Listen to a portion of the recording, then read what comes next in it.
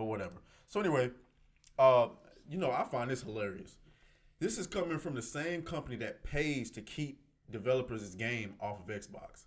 Were you thinking about Xbox's gamers when you was doing that? I don't think you were. I always said, obviously I didn't have a YouTube to say it to you guys, but Xbox was always a sleeping giant because they've always had more resources than Sony has. It's just they never 100% bought into the gaming industry until Phil Spencer got there. And we're back, ladies and gentlemen. I am Matrez, coming at you live from the ATL, bringing you more gaming entertainment news, commentary, and analysis.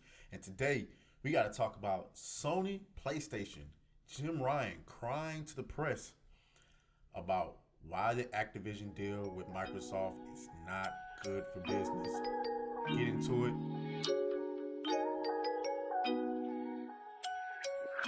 Alright guys, y'all know the deal. We gotta do a little bit of housekeeping before we get into it. Go ahead and hit the like button, the red subscribe button. We are at 307 subscribers. We are well on our way to hitting 400 before the end of the month. Hey, we balling. Let's get it. Go ahead and follow me on Instagram, ATRAES_. Follow me on Twitter, the number 4, TRAES. You can DM me at any time. We can have a conversation, whatever. So as y'all know, I work overnight. So sometimes when I be getting news, it be a little bit later than what y'all get the news as. But I woke up to this right here. All right. Charlie Intel. PlayStation CEO Jim Ryan says Xbox's proposal for Call of Duty post-Xbox deal was inadequate on many levels. He says Phil Spencer only guaranteed Call of Duty on PlayStation for 3 years after the current Call of Duty X Sony deal ends. Ryan is commenting only because Spencer publicly did. So let's see what this little quote says. I hadn't intended to comment on what I understood to be a private business discussion, but I feel the need to set the record straight because Phil Spencer brought this into public forum.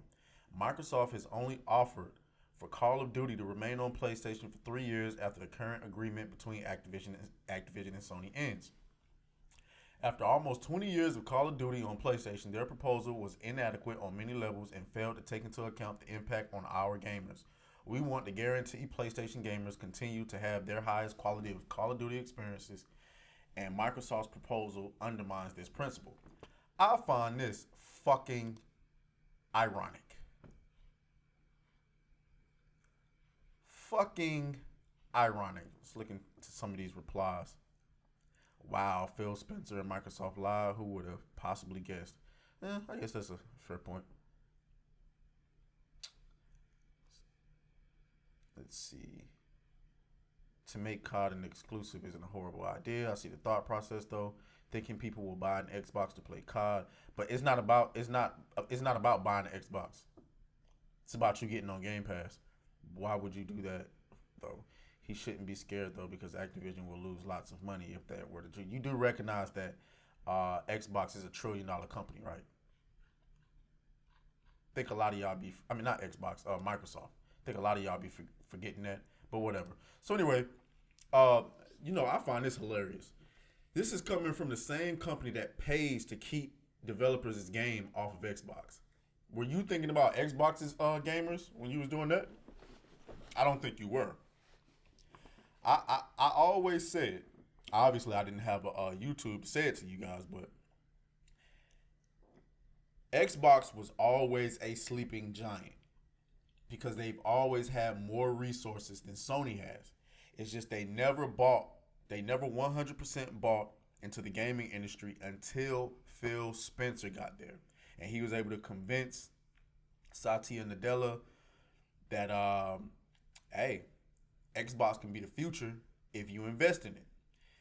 Satya Nadella approved and gave Phil Spencer every opportunity to make this happen. You made your own bed, my nigga. We still don't know when we get in Final Fantasy VII. Now, lucky for me, I got a PS5. I just went and bought Final Fantasy VII, and I'm gonna be honest with you, I ain't opened it yet. I bought that shit last year. I ain't opened it yet. Listen, the PS5 sucks. I don't care what nobody say. And I'm not saying that because I'm an Xbox fanboy or nothing like that. It's just that it's so many things. Like, I can give you the PS5, bro. The controller does not last long. Now maybe it's my controller, but my controller came like that out of the box. It doesn't fully charge, and when it only lasts a couple hours before it just straight dies. The freaking charger that came with it is about 3 feet long, so I can't play and charge my controller at the same time. There's no web browser on the PS5, so I can't like when I first moved into my apartment, I didn't have internet yet. So whereas with my Xbox, my Series X, I could connect to the Xfinity public Wi-Fi. Couldn't do that with the PS5. Obviously, the PS5 took away all the saves for all my PS4 games. I beat Ghost of Tsushima. Not on the PS5 though. I hadn't beat Horizon, but I got very far in Horizon Zero Dawn. Not anymore. Bloodborne. Not anymore. Nope. All my saves gone. So to me, the PS5 is ass. I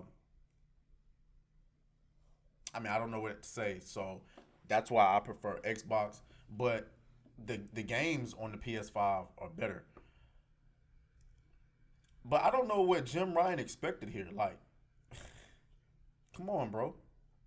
You guys literally pay to keep games off of. I mean, think about the Star Wars Knights of the Old Republic remake. Bitch, that was multiplat. If I'm not mistaken, that was multiplat. But y'all paying to keep it off Xbox for a year. Have we gotten Deathloop on Xbox yet? No, I don't believe we have. So I don't understand what all the tears about. Nintendo ain't complaining. I don't see nobody else complaining. PlayStation can survive without Call of Duty. So I don't know. As far as this Activision deal goes, to me, like I told y'all before, I wasn't all that excited about it. Well, I was more excited about this than I was the Bethesda deal. But you know, we'll see. This is coming fresh off of the heels of the situation down in Brazil where Microsoft was telling everybody, hey, you know, PlayStation be paying to keep games off of Game Pass. So this shit is just funny. This is drama. I keep telling y'all keep letting people gaslight y'all into thinking there's no console wars. There is absolutely console wars. Absolutely. These companies care dearly about this war. They are competing for your time, for your money. And this is part of it. So all those little snowflake people y'all be listening to on different platforms, and they try to tell you, oh, we're not like the console war fanboys. We don't buy into that. Your loyalty is to a plastic box. These companies don't even care about that. They're at the top sharing money, singing Kumbaya together while you're down here arguing over a plastic box. No, bitch. No, bitch. They up there at each other's throat trying to compete for your money. Your money. And you're privileged because you have all the consoles and access to all the games and all that stuff. And so am I, but most people aren't. And that's why they buy into console wars. The console war is real, and you're seeing it play out in real time, bitch. That's what's going on right now. Let me know what y'all think in the comments. I'm going to go ahead and check out. Deuce. Crazy, crazy, crazy, you know it's crazy. Yeah, crazy, let's go. Crazy, crazy.